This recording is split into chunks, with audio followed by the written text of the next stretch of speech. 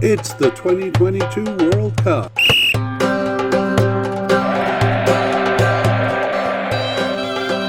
It's Wales's Wales. Hello and welcome to the International Soccer Preview by Soccerphiles Canada. I'm Kevin. And I'm Connor, and today we are looking at the Wales squad for the 2022 World Cup.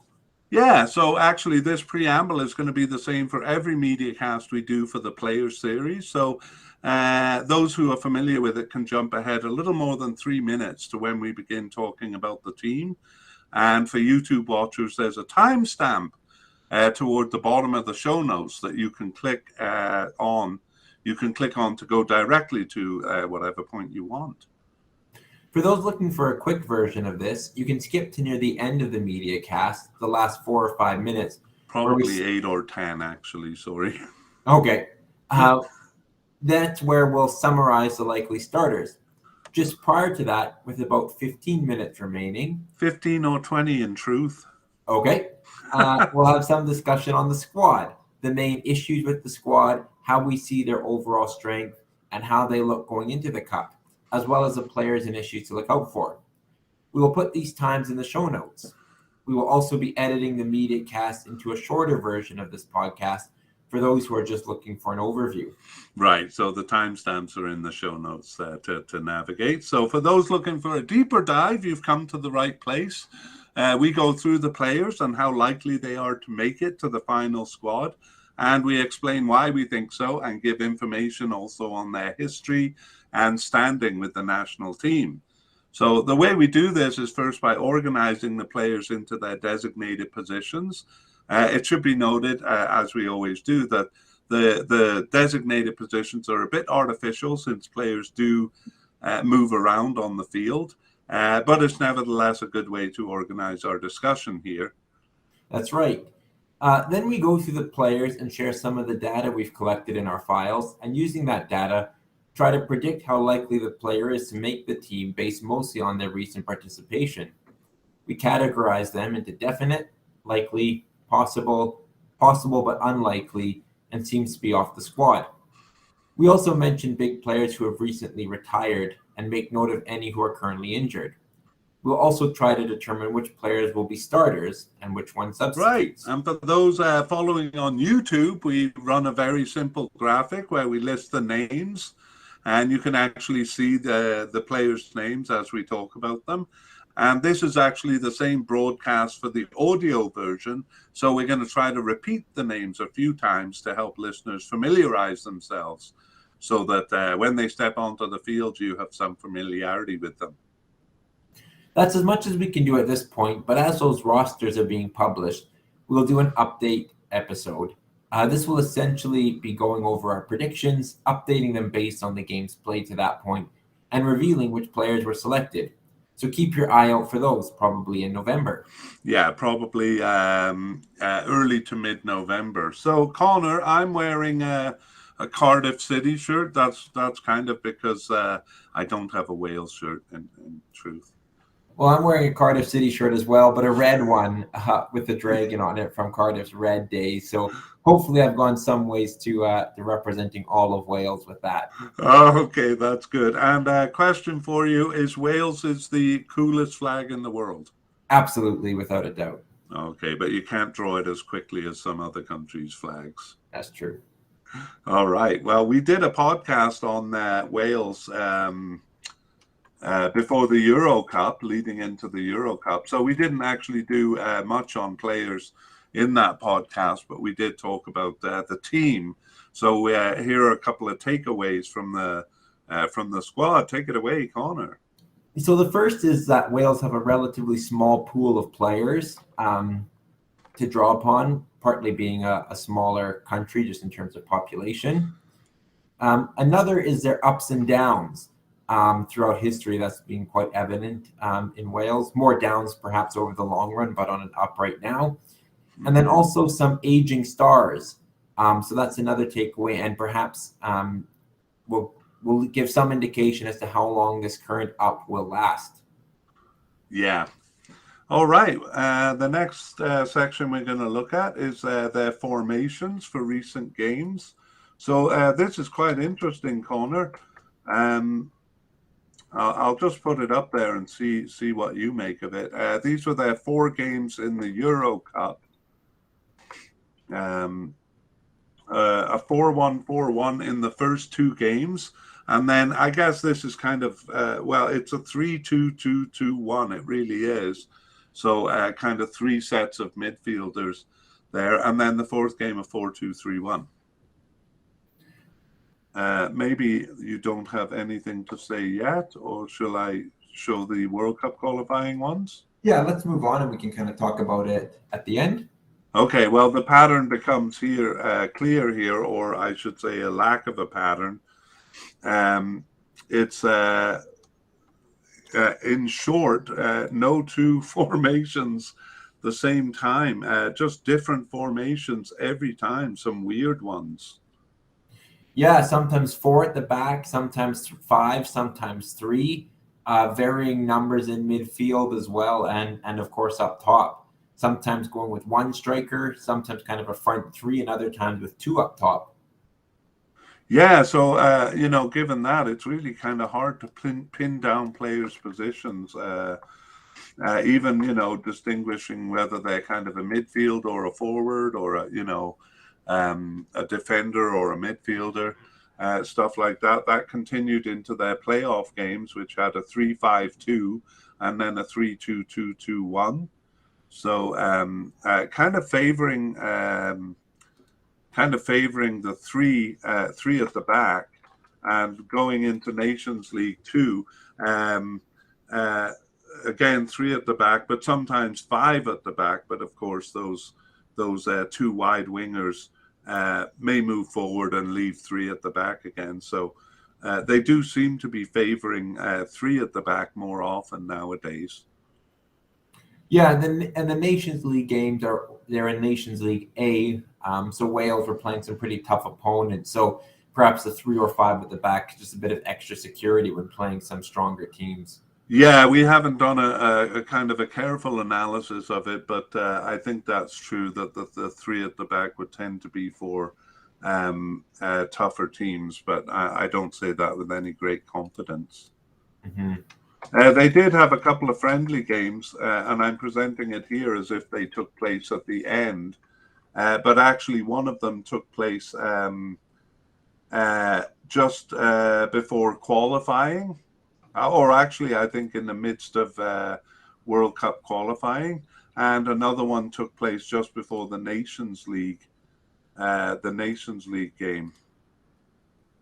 So for those 2 games, they really tried out a lot of new players.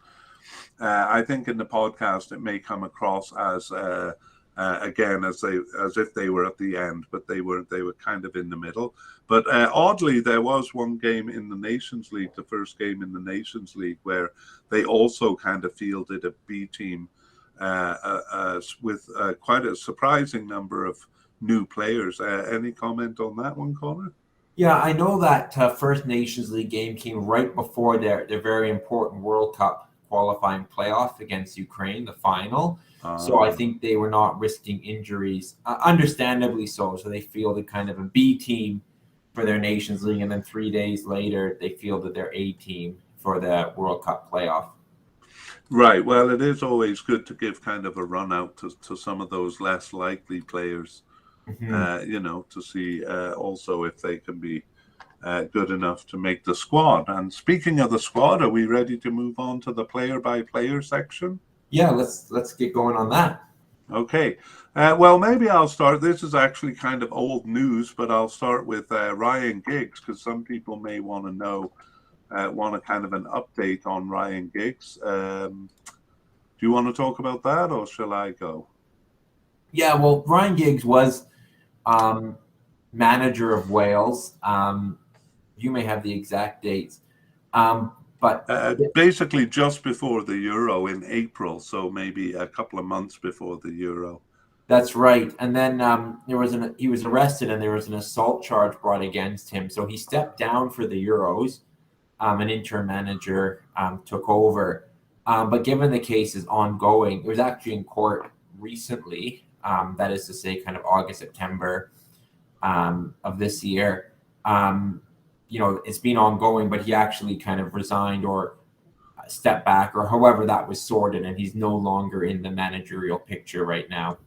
Yeah, it did go to trial in August, but the jury didn't reach a verdict. So now it's been postponed until July 2023. So anyway, he's clearly out of the picture, regardless of if he's charged or not.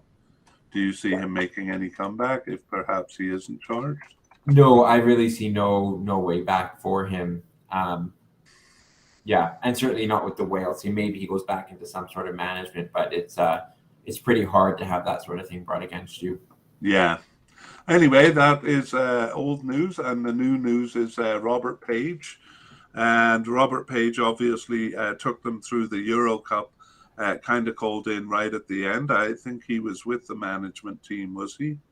That's right. Yeah, he was on the management team under Giggs. Yeah, so he was actually a caretaker for the Welsh national team, and then after the cup was appointed the manager. And there we have it. He doesn't have a lot of coaching experience. No, but Wales got very good results under him. They did well enough to get out of the group stage at Euro 2020, and he's qualified them now for their first World Cup, and that was really his own doing. So he's kind of cut his teeth in this role, but done so successfully and quite historically, it has to be said. Yeah, yeah. Well, a bit of history on him. He was a player for Wales from 1996 to 2005 and had 31 caps, but that was kind of a weak period, so they didn't make it to any tournaments during his time. Okay, well, that's the management situation, and we'll move on to goalkeeper. So I'll begin just by going through the names, and then we'll go back and give some details on them. So we have two definite candidates in Adam Davies and in Wayne Hennessy, and then a likely candidate, I'd almost put him as definite, in Danny Ward, and then just a possible candidate in Tom King. But if it's just three goalies, and I'm pretty sure it is, it may be unlikely that Tom King will make it. So let's begin with Adam Davies. We consider him a definite because even though he didn't start any of their 14 games since the 2021 Euro Cup, he was subbed in for 2 and on the bench for 9. And the only 3 matches he missed were because of coronavirus. So I'd say a definite to make the squad anyway. Yeah, and it's probably a good opportunity to clarify that a definite player or someone we quote as definite does not mean they'll be a starter. But this is a good example where Adam Davies is consistently on the squad, and certainly has been since the Euro. So for that reason, we definitely would see him going to. At the end, we'll kind of go through who we think are going to be starters. But he's actually probably definitely not a starter, but going to be on the squad. Do you want to tell us a bit about him? Yeah, he has just 4 caps for Wales. He's 30 years old. And he currently plays for Sheffield United in England, having spent a lot of his career kind of in the second or even third tier of the English league system. Yeah, he was with the Everton youth team, and he was actually born in Germany. He was on the Euro 2020 squad as I believe the third string keeper, which is where he seems to be now. So probably is not going to change. Wayne Hennessy had started 5 of their 14 games since the 2021 Euro Cup and was subbed in for 3 of those and on the bench for 5. So just 1 match that he wasn't selected for. Yeah, Hennessy's been around the team for a while. He's 35 years old, so kind of a veteran with over 100 caps. So he's really been there with Wales for quite some time. But yeah, he didn't start in the Euros and actually hasn't really been a starting goalkeeper for a couple years. He's with Forest now in the Premier League, was with Burnley before that, Crystal Palace for several years before that, but not consistently a starter on any of those last 3 teams.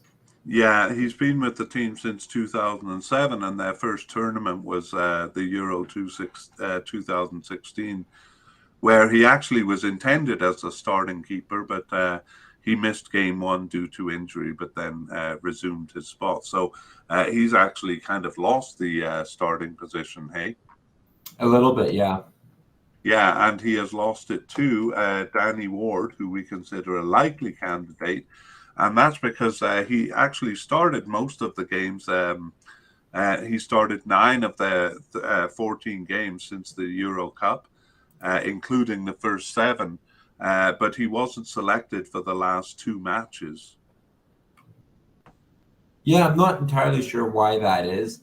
But, being the starter in the last Euros is significant. He's also moved from kind of a long-term backup goalkeeper to a starter with Leicester following the departure of Kasper Schmeichel. He's been with Leicester since 2018. So, yeah, even though Leicester are struggling, he seems to have kind of got into a starting position. I would consider him almost a definite candidate, I would say. Yeah, I think so too. Just missing those cups and his current form. His current form is a bit of a worry. He's getting some criticism at the club level, but he was the backup keeper in 2016, but he did play that first game until Hennessy took over. But by 2020, he was the starting keeper and started all games in the Euro 2020. And as I say, just at the end here, a bit of a question mark as to whether he's losing his position. And the last candidate is Tom King, who we consider possible. He also didn't start any of their 14 games since the Euro Cup, but he was on the bench for 7. However, the other 7 he wasn't selected for. Yeah, he currently plays with Salford in England. I'm just having to check, but Salford, I believe, is Welsh. They're in the Manchester area, but they are in League Two. Oh, okay. So the 4th tier of the English league system. Wow. Okay. Yeah, he doesn't have any caps for the team, and he is 27 years old. So Tom King kind of a bit on the outside, especially with those 2 likely candidates. So we'll finish off, actually, we'll summarize by just discussing how the goalkeeper situation has gone. So as we saw, it was Danny Ward in the Cup, and then he was in all of the 6 regular World Cup qualifying games. However, Wayne Hennessy came in for the playoff games, and then after that, it was kind of shared between the both of them. Hennessy for the first two champions, UEFA, what's it called? The Champions League, right? Oh, the Nations League, are you Nations League, right. Sorry, that eluded me. First 2 Nations League award for the last 2 there. They also shared those 2 friendlies that we talked that we mentioned. So that's the situation. And we move on to defenders. So we don't have any players categorized as general or versatile defenders, although some of them kind of are, but they have a designation attached to their name. So we'll look at central defenders first. And we have Chris Meffam as a definite candidate, Joe Rodon as a definite, and Ethan Ampadu also as a definite. And Tom Lockyer we have as a likely candidate, Ben Cabango as a possible but unlikely, and we actually have 3 of those, James Lawrence and Oliver Denham, all in the possible but unlikely category. So let's go back to the top, and we have Chris Meffam as a definite because he started 10 of their 14 games since the Euro Cup and was subbed in for 1 and on the bench for 3 others. Yeah, Chris Meffam is 25 years old, but has really kind of worked his way into a strong starting position for the Welsh team. He currently plays for Bournemouth in England, where he's been since 2019. So he's back in the Premier League after promotion season last year. And 32 caps for the Welsh team. Right. Okay. And Joe Rodon started 9 of their 14 games since the 2021 Euro Cup. He was subbed in for 1 and on the bench for 2, but he missed 2 matches due to injury. Yeah, Joe Rodon, is the same age. He's 25 years old and has 28 caps, so very similar to Chris Metham.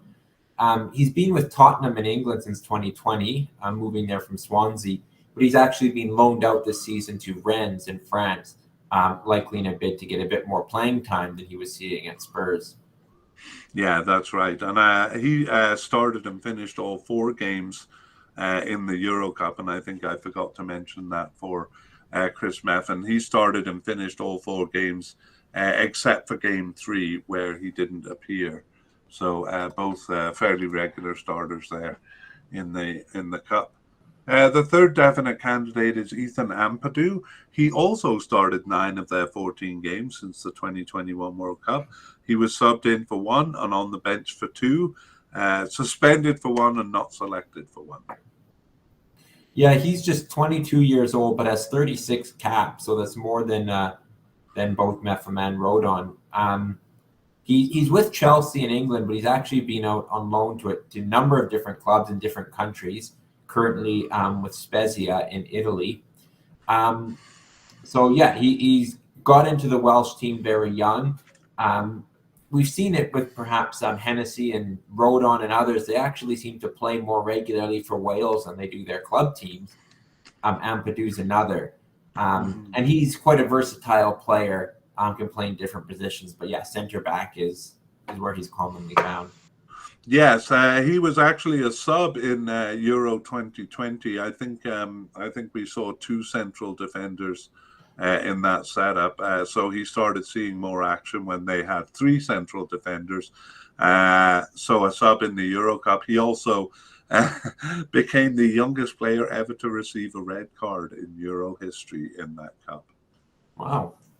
Yeah, not a pleasant mark on his record. Okay, Tom Lockyer we have as a likely candidate, at least to reach the squad, but he only started 2 of their 14 games since the 2021 Euro Cup. However, he was on the bench for 7, and he was also injured for 3. Yeah, he does seem to be a player who's just on the outside of the starting lineup.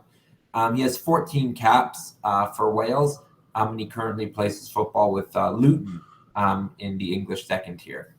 That's right. And he, as you say, was on the outside in the Euro 2020 Cup too, because he was on the roster, but didn't see any action in the Cup. Actually, he was a selection doubt for the Cup, but he just recovered enough in time and was called in to replace James Lawrence. So I don't know if he was initially selected there.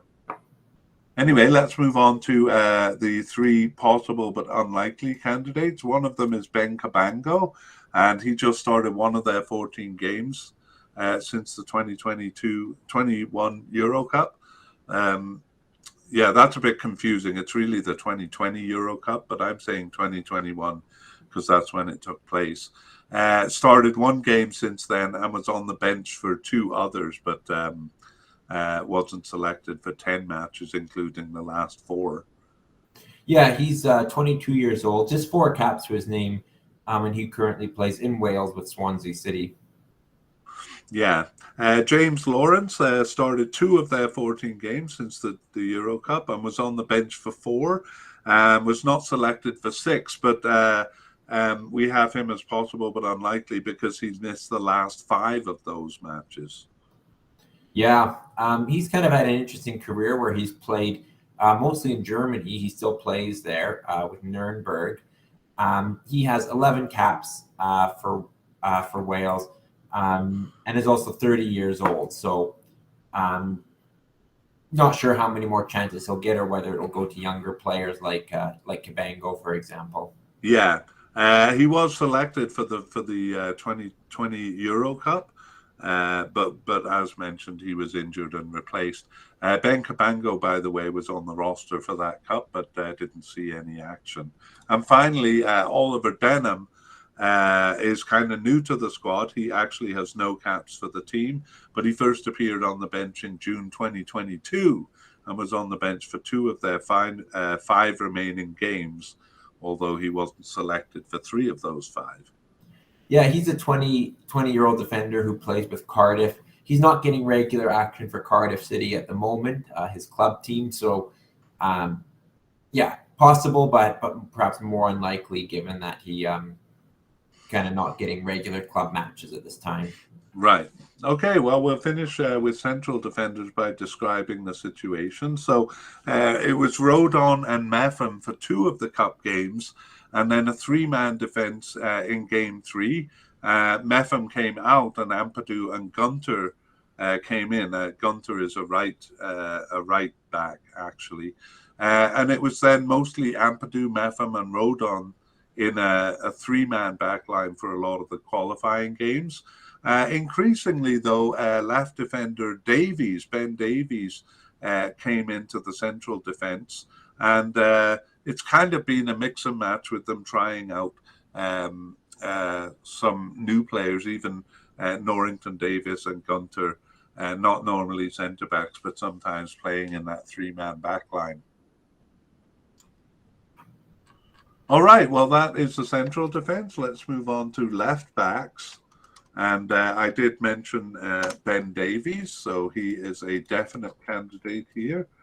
Perhaps not as a left back, which we'll repeat. And we also have Rise Norrington Davies, and he is a likely candidate. That's the only 2 players we have coded in this position. So Ben Davies, he started 9 of the 14 games since Euro 2021, and just 2 matches that he wasn't selected for, but he had a couple of problems. He was injured for one and ill for another. Yeah, certainly a definite candidate in my books. He came through the Swansea youth system, but has been with Tottenham since 2014, so for quite some time. He made his first appearance for Wales a decade ago, and he has 74 caps in that time. And I think when he's fit, he's usually in their strongest lineup. Yeah, and I'll just repeat, he was a left back kind of for the first half of this section that we're talking about. But for the second half, he kind of moved back into the central defence, especially when it was a 3-man back line. But he was also a central defender even once in a 2-man back line. Yeah, and I think for Spurs, he sometimes plays on the left side of a 3-man central defense. So, yeah. A familiar position. For sure. Yeah. All right. Well, Nice Norrington Davies has started 4 of their 14 games since the 2021 Euro Cup, subbed in for 2 and on the bench for 4. He was injured for 3 and suspended for 1 other. So they've always called him up when he's been available. Yeah, very interesting. He's 23 years old, has 11 caps, and he currently plays for Sheffield United in the English 2nd tier. Right, and he was born in Saudi Arabia, quite interestingly. His dad was working there with the British Army, and he was called up for Euro 2020, one of the players who was on the roster but didn't see any action. So it looks like he's coming into the picture a little bit more. Mm-hmm. Yeah, usually as a left defender, but in some of the setups as a left winger. So we'll summarize left back position by saying it was Ben Davies in the cup. That continued, but Nico Williams, actually a right back, moved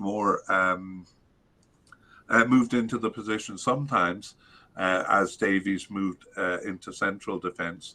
There also Wes Burns was tried out in the Nations League.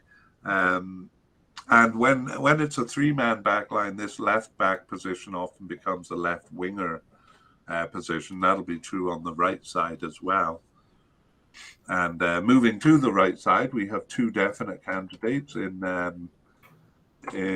Connor Roberts and Chris Gunter, and a likely candidate in Nico Williams. I would say he's maybe moving up to a definite, but we'll just take a look at our reasons for putting him as a likely.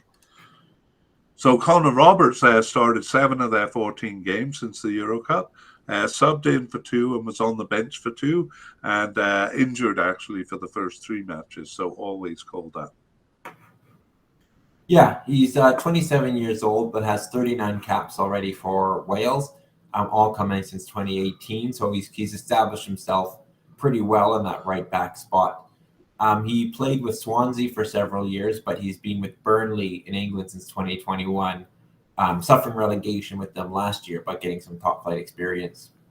Right. Well, he was in the Euro 2020, started all 4 games. However, he was subbed out of game 4 injured just 40 minutes in.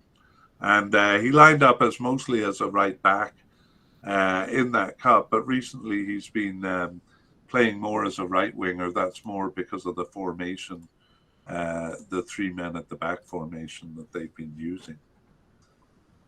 Okay, Chris Gunter had started 5 of their 14 games since the 2021 Euro Cup, was subbed in for 2 and on the bench for 7 others. So always being called up is the reason we have him as a definite candidate. Yeah, he's been with the Wales team since 2007. He's 33 years old. And at 109 caps, he's actually Wales' most capped player, I believe, just a little bit ahead of Gareth Bale and Wayne Hennessy. So yeah, he currently he played for many years for Cardiff, for Nottingham Forest, and Reading. Recently, he's dropped the divisions a little bit and plays with Charlton and now Wimbledon. And like you said, not always a starter for Wales these days, but a great experience, and yeah, always called up. So I'm sure we'll definitely see him there. Yeah, well, we will be talking a bit about players aging out, and he's probably one of the ones in that category. And just coming into more focus, I'm trying to find the word, but Nico Williams has started 6 of their 14 games since the Euro Cup, subbed in for 1 and on the bench for 2. However, there were 5 matches for which he wasn't selected. Yeah, he's just 21 years old, but already has 21 caps. He came through the ranks at Liverpool, but recently at the start of this season moved to Nottingham Forest and is seeing regular game time, which will probably only help him. And I do see him definitely in the likely category, possibly even a starter as kind of the situation requires. Prominence, that's the word I was looking for, coming into prominence. And actually 21 caps for a 21-year-old is pretty good. So I agree with you that he's probably more than likely. However, he was just a sub in the Euro 2020. So his prominence has kind of come after that. And there we have it. But as you say, kind of a bit more than likely. Okay, well, let's look at the situation for right backs in summary over the last while. And when a 3-man back line was used, this position became a winger, and that was Roberts was there in the cup once as a winger and 3 times as a back. And Gunter actually made inroads in the first few qualification games. Even Ampadu was out there on the right once. But mostly it's been Roberts as a right winger for the second half, I would say, of the game. Second half of the set of games that we're looking at. All right, well, that brings us to the end of defenders, and let's move on to midfielders. And we will start with defensive midfielders, but we're going to put together defensive and central midfielders and then summarize them together at the end because their positions overlap. So for actual players designated as defensive, we only have a possible candidate in Matthew Smith, and then possible but unlikely in Will Volks. So Matthew Smith started 3 of their 14 games since the Euro Cup, was subbed in for 1 and on the bench for 3, but then not selected for 7 games also. Yeah, he's a youngster, 23 years old, actually with Manchester City in England. Don't think he's seen a lot of game time for Man City, but has seen more time on loan. Yeah, he's with Doncaster. That's actually quite a while with Doncaster since 2020. So, it might be interesting to see how he is in this cup. He was on the roster for the Euro Cup in the Euro 2020, but he actually was only on the bench for one of the games, so they didn't actually bring all of their players onto the bench. Okay, well, Will Volks is started one of their 14 games since the Euro Cup and was on the bench for 4 and not selected for 8 others, including, though, the last 5 matches. Yeah, I don't think that's a great sign for him. He was actually with Cardiff City up until recently, and he now plays with Sheffield Wednesday in the 3rd tier. But yeah, definitely has been one who seems to have fallen out of favor. He's a little bit older than some of the other midfield candidates we're talking about. Maybe that's a factor. But yeah, I think possible but unlikely is the correct place for him. Yeah, I never really made it onto the team. He wasn't part of the Euro Cup, and he 28 years old and has only 7 caps. So yeah. All right, well, let's move on to central midfielders, and these players are kind of all over the place, really. Although we usually consider central midfielders as kind of defensive. However, Aaron Ramsey is coded as a central midfielder, so we consider him definite. And Joe Allen, a likely candidate. Joe Morrell, a likely candidate, but also an injury question mark. And then Dylan Levitt as a possible candidate. So Aaron Ramsey is one of Wales's most famous players. He started 5 of their 14 games, though. It's a bit surprising, isn't it, Connor? Yeah, he's unfortunately had a lot of injury problems, especially over the last few years. So I know that's affected his club form, but also his ability to be called up for the national team. Yeah, he subbed. He was listed as injured for only 3, but sometimes those injuries can, linger on. So he wasn't called up for 3, which might be part of the injury there, and subbed in for 2, which also might, the injury might play into that. Yeah, he came through the ranks at Cardiff City and then really made a name for himself at Arsenal. Woohoo! Yeah, all right. One of our own. And then to Juventus, a big move there. That included a loan move to Rangers for much of last year. And currently he's with Nice in France.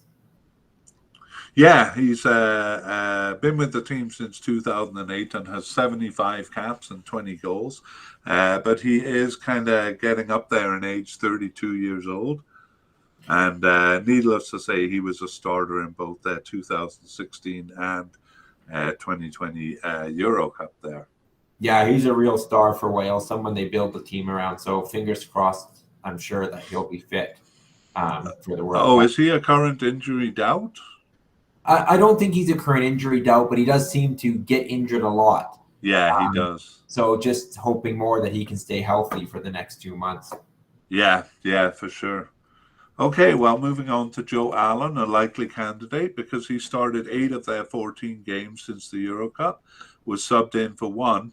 However, he wasn't subbed in or he wasn't selected for 5 others, including 4 of the last 6 matches. So dropping off the team a bit there, Connor.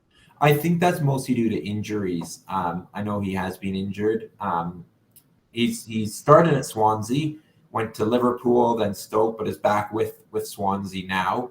But I think injuries are the reason for that. If he's healthy, I'm sure he will be there.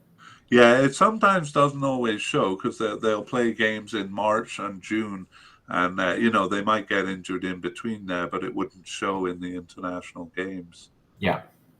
Yeah, he's another veteran, 32 years old, since 2009 with Wales, and 72 caps. So again, we'll be talking about that concern of players aging out a little bit later. And he was a starter in both Euro Cups.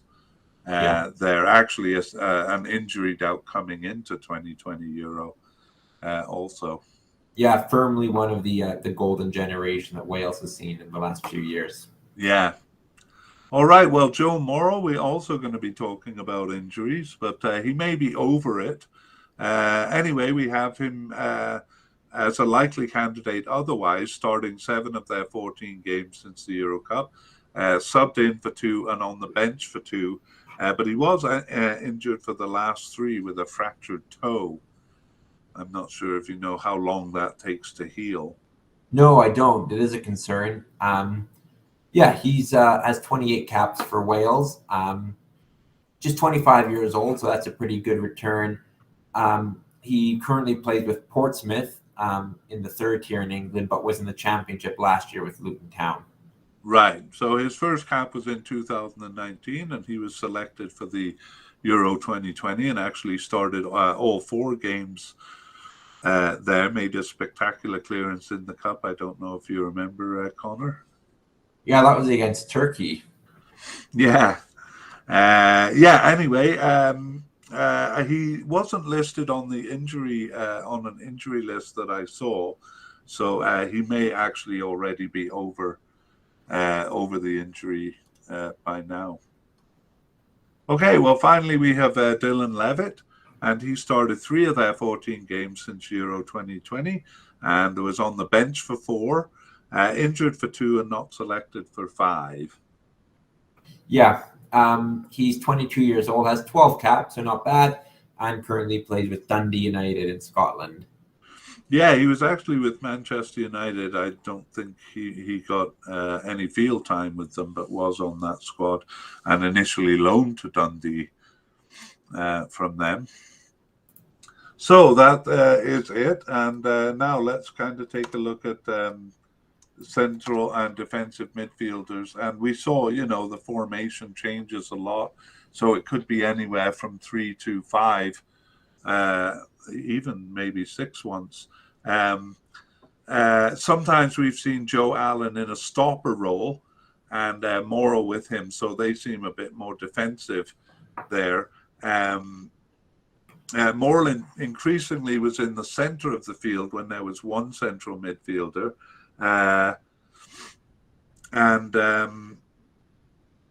Ampadu also played as a stopper. So they tend to be the more defensive-minded ones.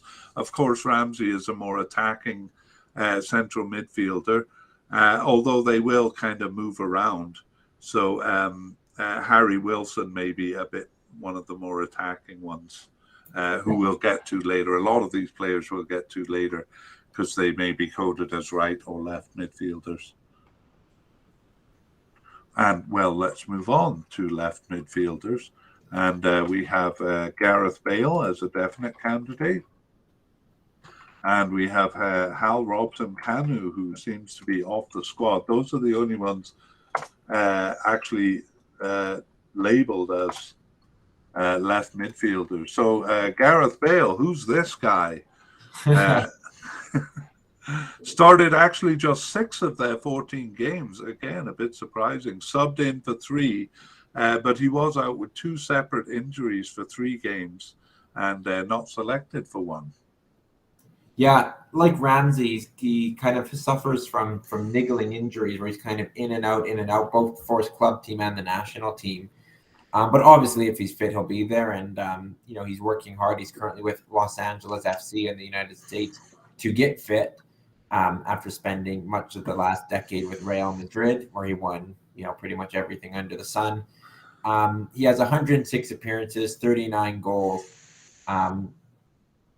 33 years old now, so getting up there in age a little bit, but still the captain and undisputed talisman for Wales.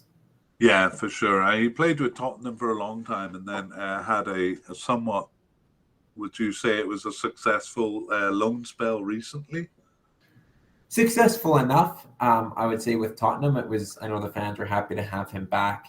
But again, I think injuries and perhaps some other form. Ooh, Connor, there was some talk of him moving to Cardiff after leaving Real Madrid, wasn't there? Yeah, it was very close, both his camp and Cardiff's camp saying it was very close. But in the end, he chose Los Angeles as the right fit, with really, I think, a sole focus on getting fit for the World Cup. Right.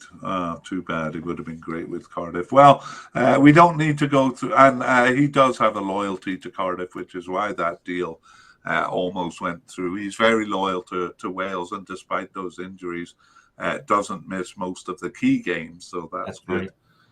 And in the Euro Cup, he in 2016 and 2020 started all of those games. So yeah, not enough can be said about him. Really, he's a hero for Wales. Hal Robson-Kanu, on the other hand, is kind of off the squad. Last appearing for the national team in March 2021, so before the Euro Cup. Yeah, he's the same age as Gareth Bale, but he's currently unattached, having most previously played for West Brom. So I agree, he seems to be off the squad, but he'll forever be remembered for a stunning goal in Euro 2016, which helped put Wales into the semi-final. Yeah, he will. He's firmly entrenched in my mind because of that. Okay, well, left midfielders, in summary, they don't actually use this position that much if you look back on the formations. And also Harry Wilson, who I think is labelled as a right midfielder, but Harry Wilson occupied that space quite often in the World Cup qualifications, but that might have been as a more attacking left midfielder, perhaps a winger or an attacking midfielder on the left. Interestingly, we do have the position of right midfielder not being filled by anyone, as with left midfielders, not really used that much, but Morrell, Ramsey and Allen sometimes fill into that position when they use that formation. And yeah, and that's that. So we move on to left wingers. So a bit more attacking end of the field here. So Daniel James we have as a definite candidate, and Ben Woodburn as seemingly off the squad.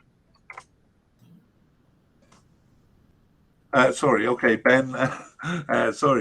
James started 12 of their 14 games since the Euro Cup and was on the bench for one other, so not selected for one match there. Yeah, the 25-year-old has 36 caps and 5 goals for Wales. Currently plays with Leeds United, though he has actually recently been loaned to Fulham for this year. He had kind of I'd have to say, largely unsuccessful spell with Manchester United after moving there from Swansea City, but did well enough with Leeds, and as you mentioned, has become a regular starter for Wales. Yeah, a bit of a hot and cold player, it seems. He started all 4 games of the Euro and was spectacular at moments with terrorizing runs down the wing. But, sometimes is invisible on the field. Would you agree with that assessment? Yeah, and I think that was a problem we had at Manchester United. Kind of moments of brilliance, but a lot of times, not as visible as you'd like. Right.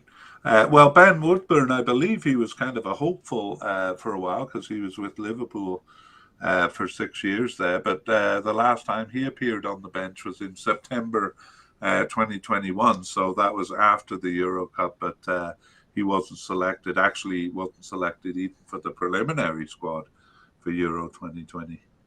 Yeah, a bit unfortunate given he was a very promising player with Liverpool. But yeah, never really made it. Just 11 caps and none recently, as you mentioned. Yeah. Okay, so left wingers, Daniel James and Ben Woodburn. So situation for left wingers is, usually James on the pitch there in a winger or a left attacking midfielder role. But Nico Williams kind of moved. I think we had him as a right back, but has played in this position once, so a bit all over the field there. And Bale sometimes switch sides.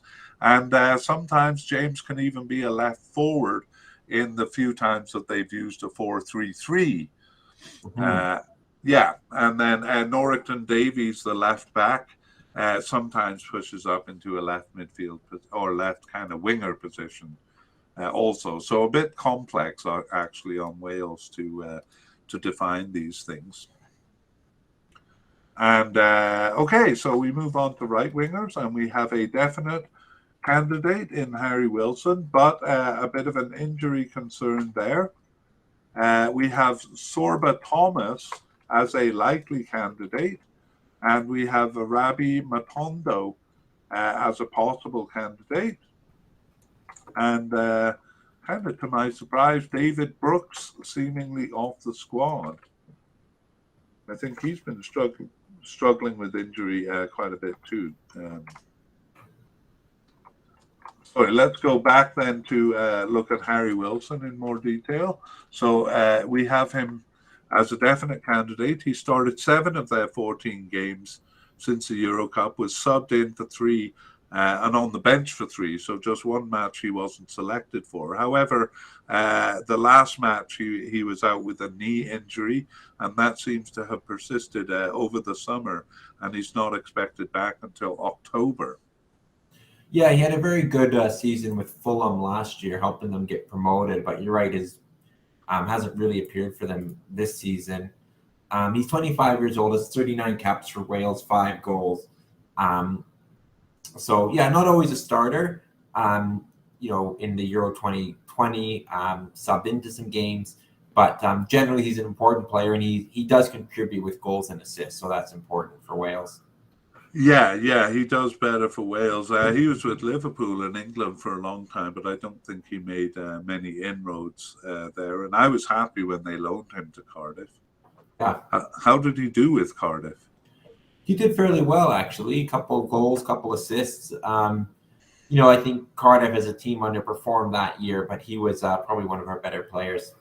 Okay, great. Well, in the Euro 2020, he was just subbed into games 2, 3, and 4, and he got a red card at 90 minutes of game 4, so that kind of capped their exit there. He pretty kind of aggressive on that card. Do you remember it? I don't remember it exactly. Yeah, I don't remember. It seemed to me like he kind of targeted a player about 20 yards away and just ran across with thinly veiled aggression, and I think it was more the intent rather than the foul itself. Anyway, Sorba Thomas, actually not a familiar name to me, but he is a likely candidate. He got his first cap in October 2021 and went on to start 3 of their remaining 11 games and was subbed in for 2, but on the bench for 6 others. So regularly called up since October of last year.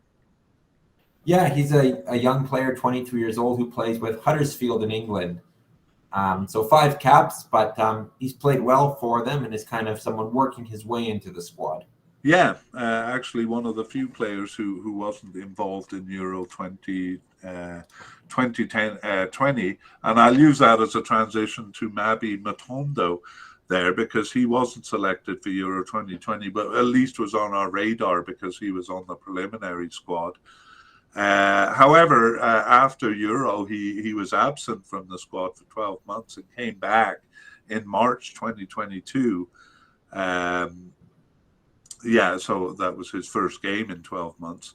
And he started one of their 7 remaining games, subbed in for 2, and was on the bench for 3. So recently seeing some call-ups there.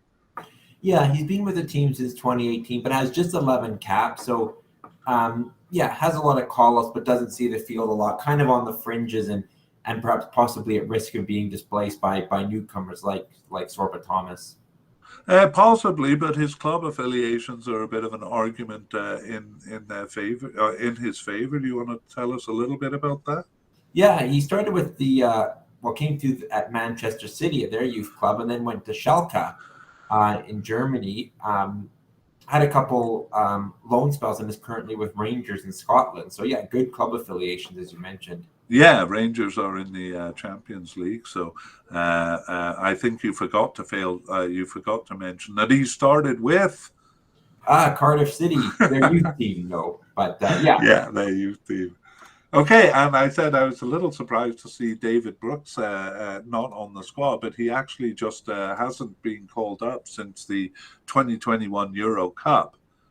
Yeah, and he was dealing with cancer. Oh, yes, that's right. So he was kind of out. He's with Bournemouth, still is, but he was out of the game for a while. But he recently very recently came back for Bournemouth, I think after over a year, while he was undergoing treatment. So a very promising player for Wales, very promising career in the Premier League, unfortunately disrupted. So hopefully he can get back to playing club football and international, ideally. Yeah, that's right. I had forgotten about that, but I do remember him receiving a big round of applause when he appeared on the field. So, I don't know whether he will have the fitness or to return to the national team, but it'll be interesting to see in September whether he is called up. For sure. All right, well, that is it for right wingers. And the situation on the right side, right offensive side, is Roberts. Defender Roberts usually moves up into this role, but Bale can be over there, kind of like James on the other side. But Bale is actually more attacking than a winger, usually a left forward. But several players have taken turns in this position. Several of the lesser known players like Smith, Thomas, and recently Nico Williams moving into prominence, Connor. That's right. Okay, well, we will look at forwards next, but we actually have attacking midfielders in this category. So we have Jonathan Williams as a definite candidate and Ruben Colwill as a possible candidate.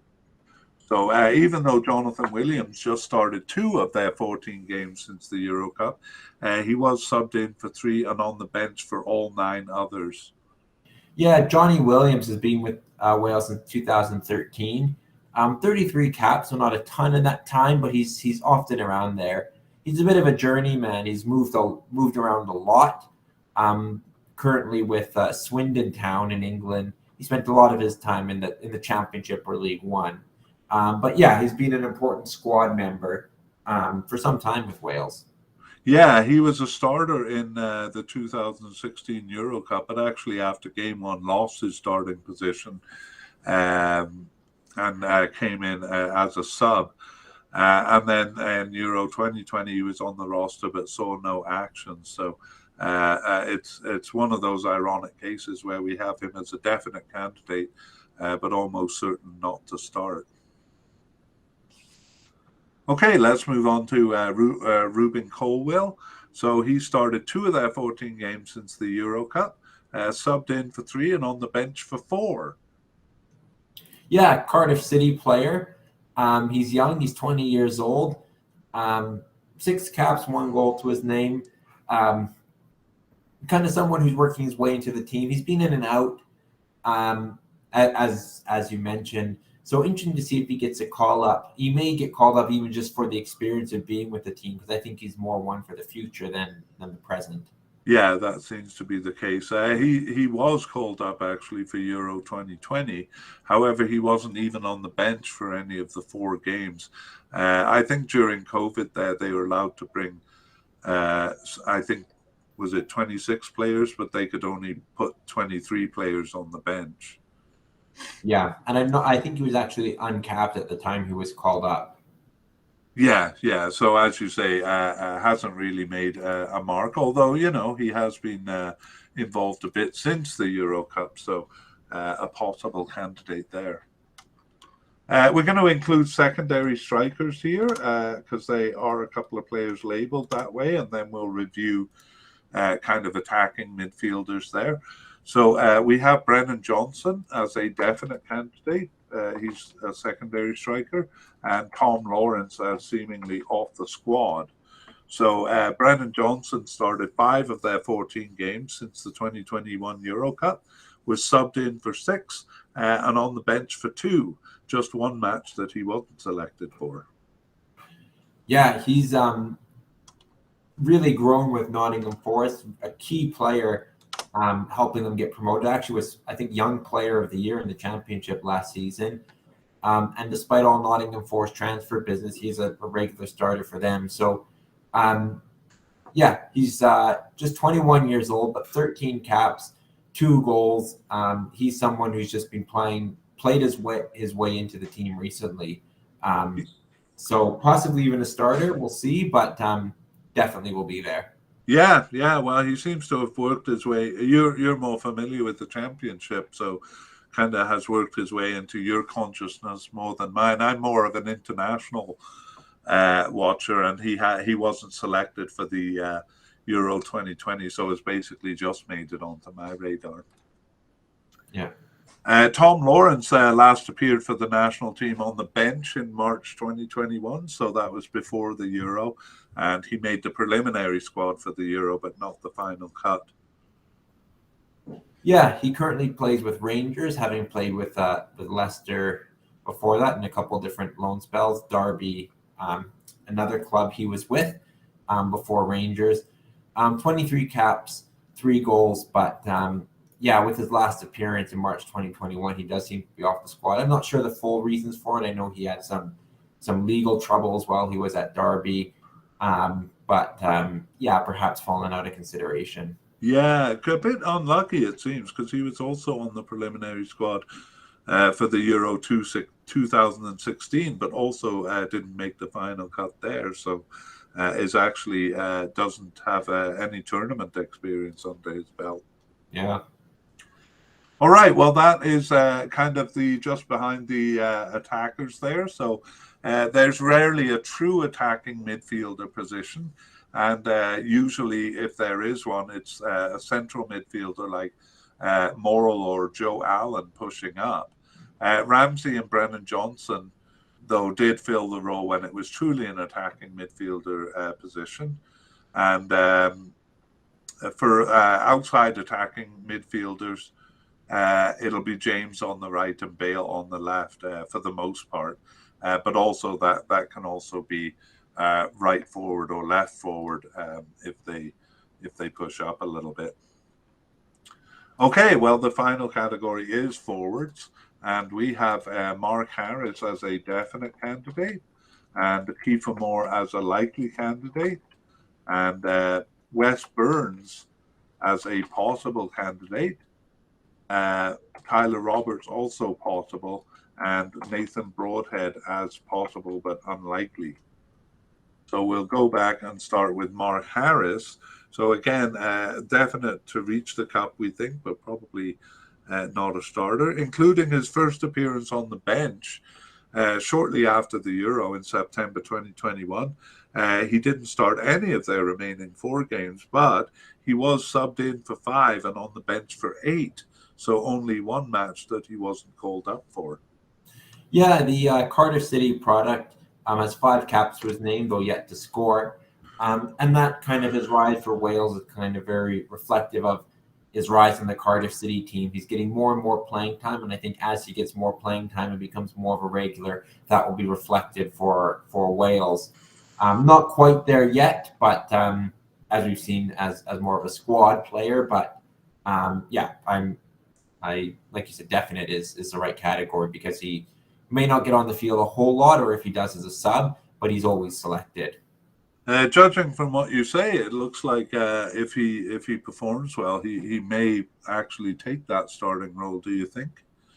I think he. I think they would probably rely on some more veterans for now, but I think he's someone that's likely to be used off the bench because Wales, even from our list here, they don't have a huge list of forwards to choose from. So I think he's. I'd be surprised if he started, but I would not be surprised to see him off the bench. Yeah, I just say that because the position kind of seems open for whoever's willing to grab it. But one of the people who could grab it is Kiefer Moore. He started 5 of their 14 games for the since Euro. Was out with Corona for the first 3 actually, injured for 2 and suspended for 1, and wasn't selected for the last 3 matches. So despite being promoted with Bournemouth, or despite going to promoted club Bournemouth, seems to be drifting off the national team a little bit. I wouldn't say he's drifting off. I think that's mostly due to injuries. I know after he moved to Bournemouth, he only logged a handful of minutes for the second half of the season. He has played for them in the Premier League since being promoted and actually scored for them. I think if he's fit, he's a real presence. He's 6'5" or Yeah. 6'6" or something. 26 caps, 8 goals is a decent return. So yeah, hopefully he's fit. I know he's had some injury problems in 2022, but if he's there, I think he'll be on the pitch. Great. Well, I'm glad to have you here for those kind of insights, because the record doesn't necessarily show the whole picture. Yeah. He did start all 4 games in the Euro 2020, except for game 3, where he was subbed in.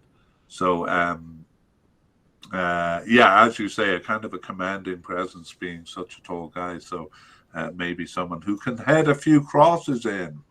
I think that the fact that he started all 3 of the 4 games and at the Euros is a good indication that he could be a starter in the World Cup. Yeah, I mean, I put him as likely because he missed the last 3 matches. But again, given the lack of convincing forwards they have, he's probably the best bet. Yeah. Okay, well, we do have a couple of possible candidates with Wes Burns. Interestingly, he returned after a 6-year absence in June 2020 to start 2 of their remaining 5 games, and he was subbed in for one besides and on the bench for 1. So 4 of the last 5 games, but wasn't selected for 1 of those. Yeah, not a player I'm all that familiar with. He currently plays with Ipswich in League One. Just 3 caps to his name, yet to score. And the first of those caps in June, so not surprising that he hasn't really been on our radar. Tyler Roberts, though, we are more familiar with. He started 2 of the 14 games since the Euro Cup, subbed in for 2 and on the bench for 2. However, he wasn't selected for the last 5. Yeah, Tyler Roberts is someone a bit like Mark Harris, a bit on the fringes. He's been with the squad since 2018, but only 18 caps. So he seems more of a squad player than anything. He's been with Leeds United since 2018. Never been a prolific striker, even at club level. But, someone that does see action, I think, from the bench or, if there's injuries up to other attacking players. Yeah, 23 years old, so there's a bit of time for him to develop, hopefully. That's right. And Nathan Broadhead just barely made it onto my radar. I really put him here because he's been with a bigger club. But as far as the national team goes, he was called up for a Nations League game, but reported injured for that. I think that's his only association, but it is recent. Yeah, we'll see. I mean, I know some players have been missing through injury, so definitely one on the fringes. But possible, but unlikely is the right way to put it. Yeah, but he has been with Everton in England since 2017, so that's a bit of a, I don't want to make too much of club affiliations, but it does make a difference, right? Yeah. Okay, well, for forwards, I think actually that pretty much covers it. I think it's possible that Gareth Bale can play as the centre forward sometimes, but they tend to use him on the left a lot more. But it was Kiefer Moore in the Cup, and Ramsey played the position once. Again, usually Moore when it's a sole forward. But Colwell and Roberts each had a go. And when it's 2 forwards, James plays, Daniel James played alongside Moore twice. And then James and Bale together played as a dual forward position. So a lot of mixing and matching there. I suspect it's because they don't really have a full-on centre forward that they're happy with. Do you think? Yeah, I think Kiefer Moore can be that guy, but even he was a bit of a late bloomer. So, and it depends. He has some attributes, but if they want more pace or they're looking for something different, then, they can probably pick guys for different situations. Right. Okay, well, that brings us to the end of the player-by-player discussion. And so we're going to finish the podcast with a discussion of the squad. And at the end, we'll kind of go through and talk about who we think are going to be starters. Let's begin with some notes then, and we'll actually go back to the takeaways from the previous podcast. So to some of those issues, we talked about a small group of players. Do you feel that they've added, or still, do you think it's an issue? I think it can be a bit of an issue. I mean, Wales are a small country, just 3 million people. I think some of the newcomers, that they've drawn on are coming from the Championship or even League One, which can be a bit of a concern, to go from that level to playing, at the level of a World Cup or European Championship is quite a step up. Yeah. Wales have replaced some players from their 2016 years, like Robson Canu and Ashley Williams and Chester. So some of those players have been replaced. So it's not like Wales haven't been able to deal with it. But I do think that the small pool of players does affect them to some degree. They really have a core, and they really have, I think, kind of a, maybe say 15 or 20 players who really make up their starters, with other players kind of in and out. So yeah, I think it's something that Wales and many smaller countries have to deal with. Yeah. I'll put aging stars next, although it's in a different order above, because it kind of thematically is similar to what you're saying. They haven't really replaced that much. We're going to see they don't have a lot of new players. So what are they going to do when some of these players we've talked about in the player-by-player section age out? Yeah, I think some are being replaced slowly, but perhaps not with the same quality. And I think you look at, in particular, Aaron Ramsey and Gareth Bale. You could possibly put Joe Allen in that category too. These are kind of generational players that don't come around that often. So I think for Wales, and going, like you said, tied in with the small pool of players, they're not likely to find a Gareth Bale replacement. They're not likely to find an Aaron Ramsey replacement, at least anytime soon. Yeah. So I think it's kind of part of the ups and downs, which I guess is the next point. Yeah, that's kind of what I'm saying. I mean, if they're not able to replace these players, then I'm afeared, Connor, that we're moving into another down period for Wales. Yeah, and Wales have always had some star players. You look at, Ryan Giggs stands out as a player who never made it to a major tournament, and Craig Bellamy, and good players. But what Wales have had recently is some star players surrounded by a very strong core. But I do think, they've achieved many great things as a team, kind of some remarkable feats if you look at it. But they maintain better that. than the sum of their parts in terms of the backup squad. 100%. Yeah. They've really been overachieving since 2016. But whether they can manage the aging stars and kind of be on a sustained up, I think is likely. I think they realize that this is some of their golden generation players are reaching a peak. They're not likely to become World Cup regulars, but we'll really try and make the most of this opportunity. Well, the key question is do you think they'll be stars during this cup, or do you think their age will start to show? I think the World Cup, they'll be incredibly motivated. There are players, the stars are in their 30s now, but they're not in their late 30s. So I think they have one more really good go at this, and I think this is that opportunity. Yeah, they probably know that they got to make the best of it. Settled formation, we saw such a variety of formations over the thing. Do you think that's a problem? I think it can be, but I think some of it reflects the fact that they often have to deal with injuries to Ramsey and Bale and other star players, and I think they kind of change formations a little bit to reflect that. I think if they have their full team fit and healthy, I think they can get a bit more settled. But yeah. What do you see as their basic formation? They've been going with three at the back for a long time. I said since their thing, but I should clarify since the Euro Cup, the Euro Cup itself and the World Cup qualification games is what I mean, have had various formations, a lot of times three at the back. Do you see that as their basic formation? I think if everyone's healthy, they've got enough offensive talent that they want to put in the squad. I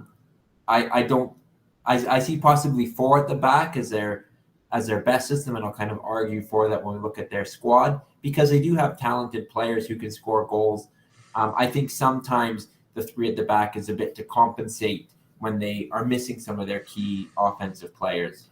Interesting. All right, well, let's take a look at some of the stats for players. So we've been, we'll talk about club affiliations first. So you have already mentioned that a lot of them are kind of Champions League or perhaps even lower. Of course, we have Bale, who was with Real Madrid, and now he's over to Los Angeles. But and then, of course, Ramsey at not Juventus anymore, Nice. So actually kind of playing into that maybe slight decline. Do you have any comments? Yeah, I mean, the couple superstars are at some big clubs. You have a couple playing in Champions League like Ben Davies and, players with Rangers. But I think in general, they're kind of at championship level would be the average. They are, as you put it well, they're greater than the sum of their parts. They have a sprinkling of Premier League players, a sprinkling of League One players, but Championship is kind of their base level on which the team is built.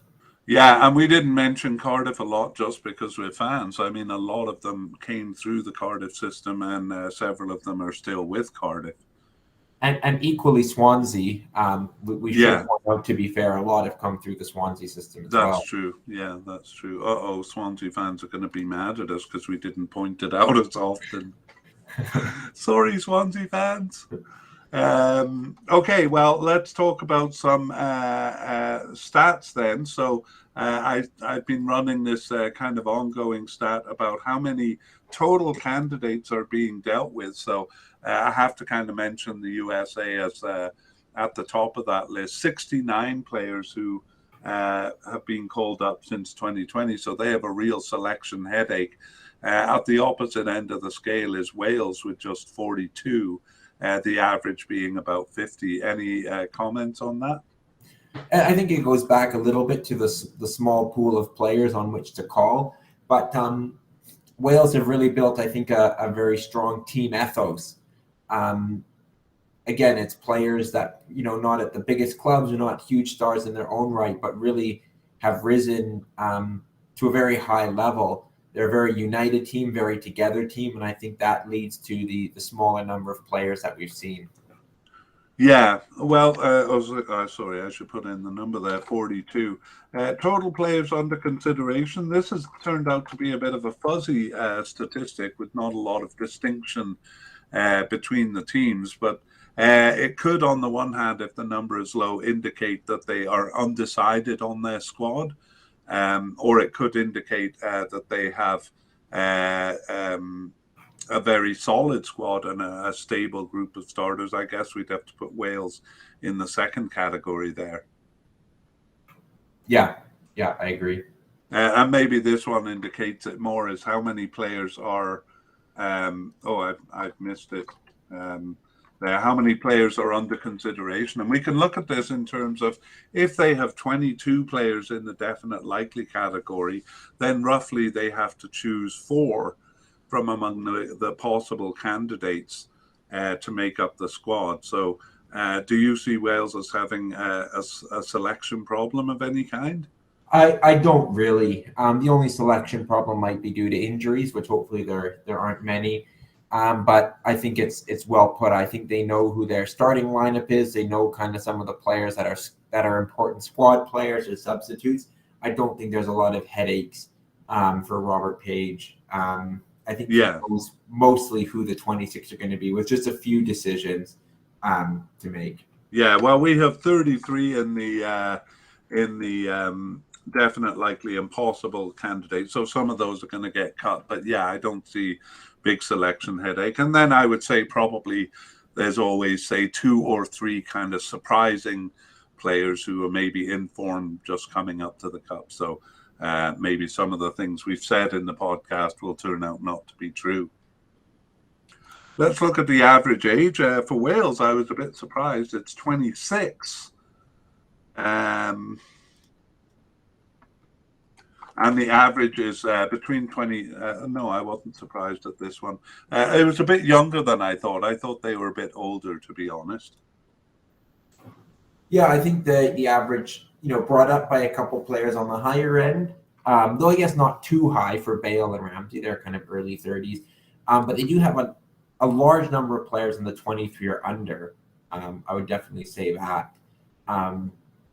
Yeah, I thought because they were a fairly stable squad, they would be a bit older, like Argentina and some of the stable squads. But they do have almost 10 players who are 23 or younger, so kind of balancing that out. Now, those players tend not to be the starter, so I think the on-field team will be a bit older than the overall average.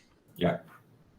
26.0, that is. Average caps, though, is actually higher than most teams. They have 32.6, whereas the average is among all the teams we've done so far is 27. So that indicates a bit more experience compared to most teams. Does that fit your mindset?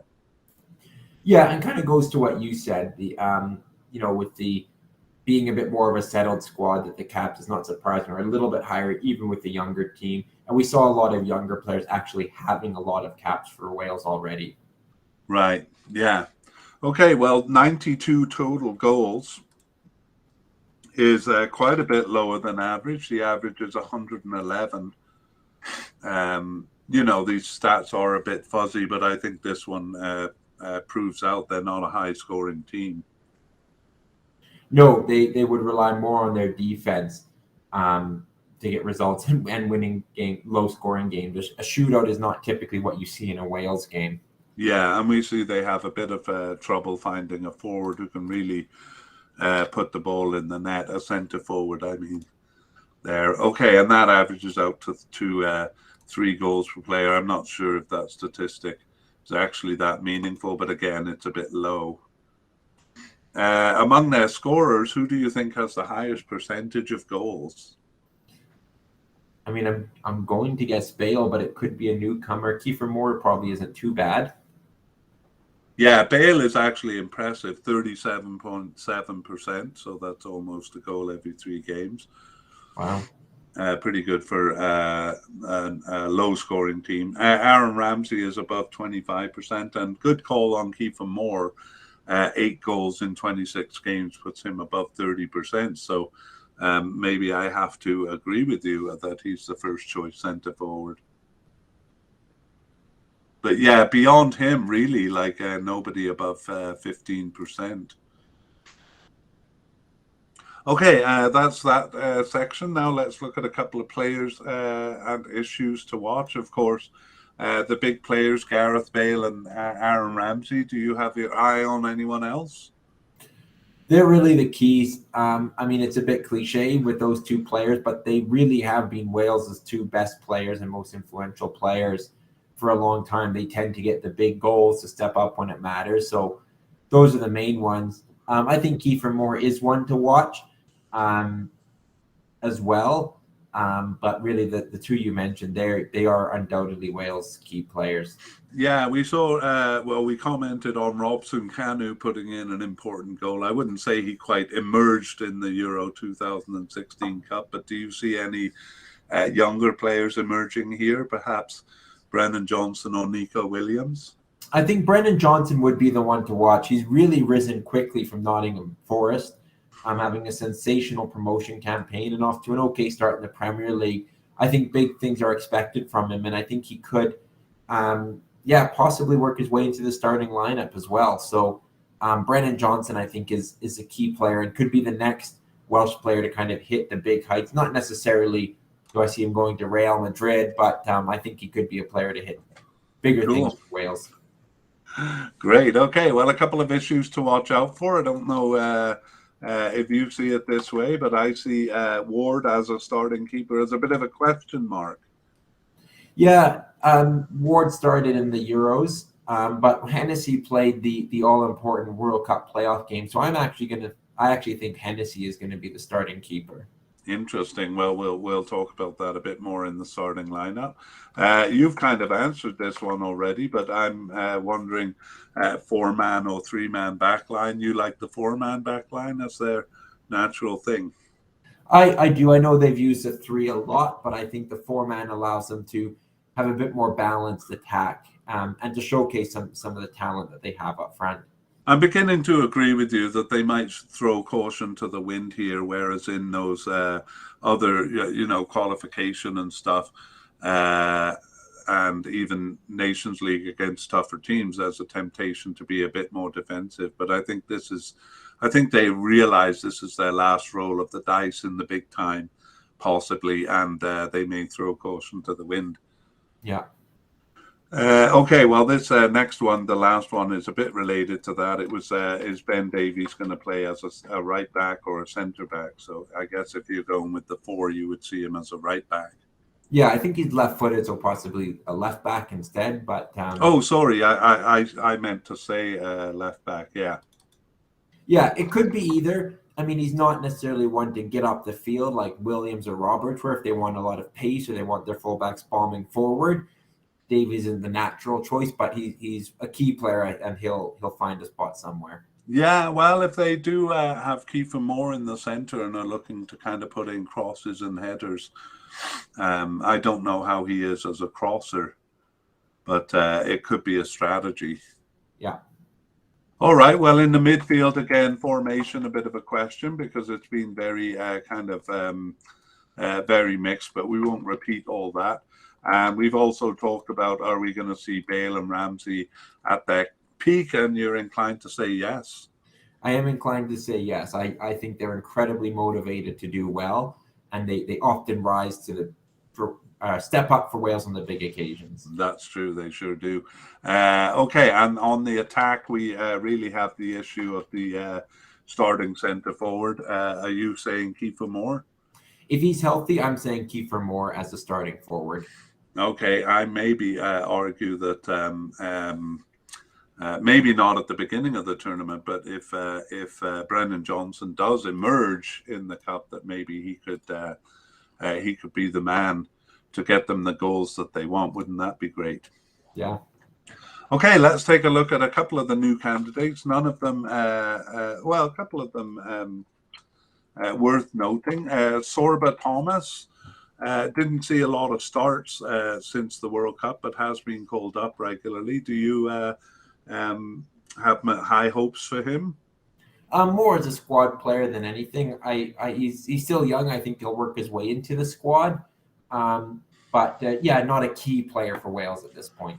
Okay, Rabi Matonda is, we have him as a possible candidate, but plays for Rangers. We talked about his good club affiliations during the player-by-player. Yeah, he's not new in the sense that he's been around since 2018, but as a young player, he does have a bigger role and could be taking that on soon. Cool. Okay, well, I've mentioned Brendan Johnson. I'm tempted to be bold and say this player is going to emerge in the cup, but that may be more hope than evidence-based. We've talked about him, but any comments? No, this tournament will be kind of our first chance to see him on the big stage, but I expect to see him around more, and hopefully he can have an impact at this tournament for sure. That would be great. And Mark Harris, just first cap in 2022, but has played 5. Do you have high hopes for him? Again, I see him more as a squad player, a depth player. Maybe he's someone coming off the bench. As opposed to a starter. Yeah, and it would be a surprise if he emerged, but a pleasant surprise. A couple of injuries to keep an eye out for. Joe Morrell was missed the last 3 matches. Those were in June with a fractured toe, but I see he's not really on the injury list, so I'm guessing he's over that. Hopefully. And hopefully. And Harry Wilson missed the last game in June with a knee injury, and he might have had knee surgery, but he is expected back in early October. Go ahead. No, I was just going to say that would be good. He has been a big part. I'm not always a starter, but he has been a big part of kind of the run up to this tournament. So I hope for his sake that he's fit and healthy. Yeah. Now, you during the podcast talked about a few players who, if not recovering or whatever from injury, are at least kind of fragile players that cause Wales to have injury concerns, which you even thought may be responsible for the changing lineups. Yeah. Do you want to comment on that, or do you think they're all pretty healthy going into the Cup? As of now, fingers crossed, they seem pretty healthy. So, yeah, I mean, it has been something that's plagued some of their key players, but they all look healthy right now, and I think they're not going to probably do too much to risk it over the next little while. Right. Okay. Well, the last section is notable absences. So we don't have any big stars leaving the club. You mentioned Ashley Williams, but he was gone kind of after Euro 2016. Hal Robson-Kanu wasn't part of Euro 2020, but he did play with the squad till 2021. And then the other one, we had an interesting conversation about David Brooks. And you seemed, we were kind of a bit hopeful that he might make it back to the squad. Do you want to just comment on these? Yeah, I think Robson-Kanu is definitely out of the picture. For David Brooks, he had that cancer. He seems to be coming back. This tournament may come too soon in terms of match fitness, but it would be great to see him return for Wales one day. Yeah, definitely. Well, I would sure love to have him in the Cup, but as you say, may need a bit more recovery time. Okay, well, let us move on to the ones that we were going to, the players we think are going to start. I just put Ryan Giggs in there more to give an update on his situation, but Robert Page, of course, will lead them through the Cup. They wouldn't change at this point. Let's talk about goalies, though. Do you see Danny Ward has been the starter, but kind of maybe towards the end wasn't so much? Yeah, I mean, it's interesting in that Ward is getting first team playing time with Leicester, whereas Hennessy is not with Forest. But Hennessy was there for the playoff game, so I would tip my hat towards Hennessy and think he'll be the starter. Oh, really? Bold indeed. I was going to put them kind of in blue, not to suggest that they're substitutes, which blue usually means, but to suggest that it's kind of undecided. Should we fight? I think there's arguments for both. You've chosen the peaceful way to put them both blue. I still think it's Hennessy, so but we'll see. Yeah, I usually tend to just put green as the ones I'm really sure about. So I appreciate what you say about Hennessy, but I wouldn't say he's a definite starter for me. All right, well, let's leave it at that because it's not definite. But three central midfielders, you think they're going to go with two at the back? That means one of these have to go. Chris Metham, Joe Rodon, Ethan Ampadu. We have them all as definite to make the squad, but who do you think's going to start? Yeah, you mentioned midfielders, but we're talking about central defenders. Oh, sorry. Okay. I do think I'm going to go for a four at the back system, and I think Metham and Rodon will be the starters with Ampadu coming off the bench or perhaps playing in a versatile role, but Metham and Rodon are the two I see. Do you agree? Well, I do see Metham and Rodon. You seem more sure they're going to go with the back four, but I'm actually thinking they've gone with the back three for kind of the second half of qualifying, so they may like that, but we've talked about that. But anyway, if it's a back three, it'll still be those two.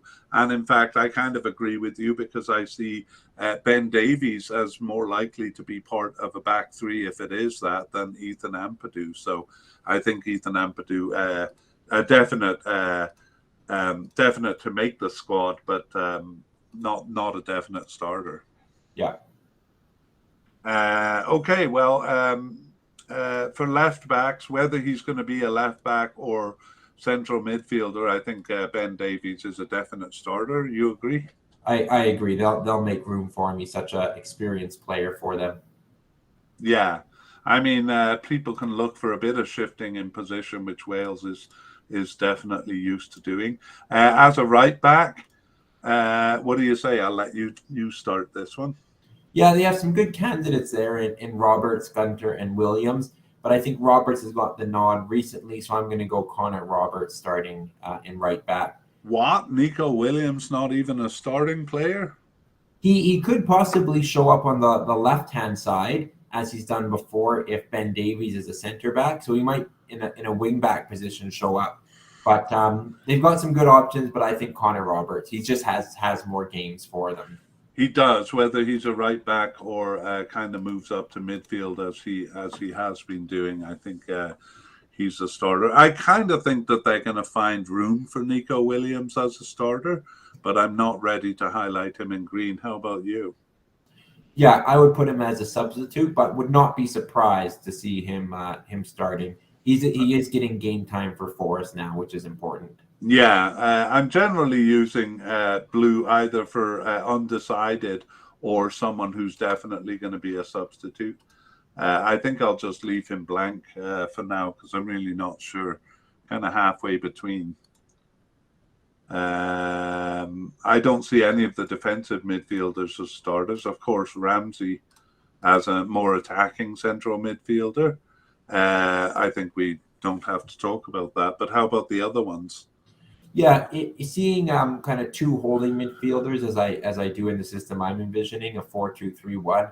I think both Joe Allen and Joe Morel will start in the holding midfield positions. Okay, I think Joe Morel is definite there, but okay, I'll give you the selection: green or blue. I'm going to go green.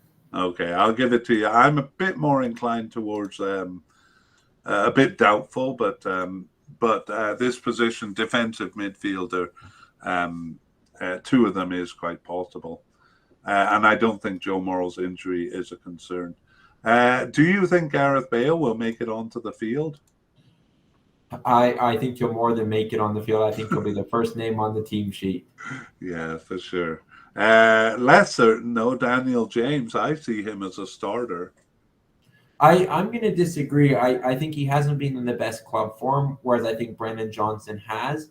So Daniel James has occupied kind of that either the right or left winger, kind of attacking winger spot. But I'm going to say Brennan Johnson more than James, even more than Harry Wilson. That's my pick. How bold. I kind of agree with you, definitely about the club form. He's, as we said in the player-by-player, kind of too often invisible. Yeah, I'm not confident enough. I think he will start, but I'm not confident enough to put him in green. Maybe we'll do the same thing we did with goalies, because I think Brennan Johnson, they will be interested in kind of making him into a starter if they can. Yeah. James has played well for Wales, though, kind of club form aside. So there is that. Yeah. I mean, if he plays like he did in, when he's outstanding, terrorizing down the wing, he's great. But we just don't see it often enough. I'm not seeing any other names here that I would view as starters. No. Until we move on to forwards. So we have Mark Harris as definite to make the squad, but probably Kiefer Moore, who we considered likely, but more likely to be the starter. Do you think so? I think so. I think he's part of the best 11. He's got a good goal ratio for Wales. He's a big target man. He's a nuisance to play. So I think Kiefer Moore will start up front. Yeah. I wouldn't be surprised if that changed during the Cup, especially if Brennan Johnson comes on, or a bit less likely Mark Harris making an impression. But I think Kiefer Moore will start, hopefully do well, and hold on to that position. All right, well, that brings us to the end.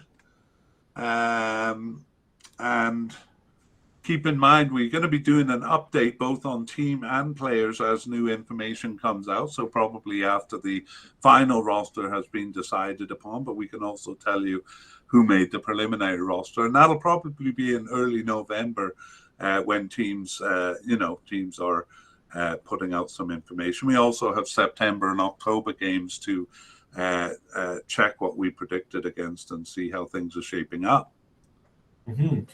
And meanwhile, keep an eye on us at Soccer Files Canada. That's Soccer Files with a PH in the middle and an S at the end. And our website, soccerfiles.captivate.fm. And check the show notes for links to our website and previous podcast series. All right. Well, thanks for listening, and goodbye. We hope to see you in our next MediaCast. Bye.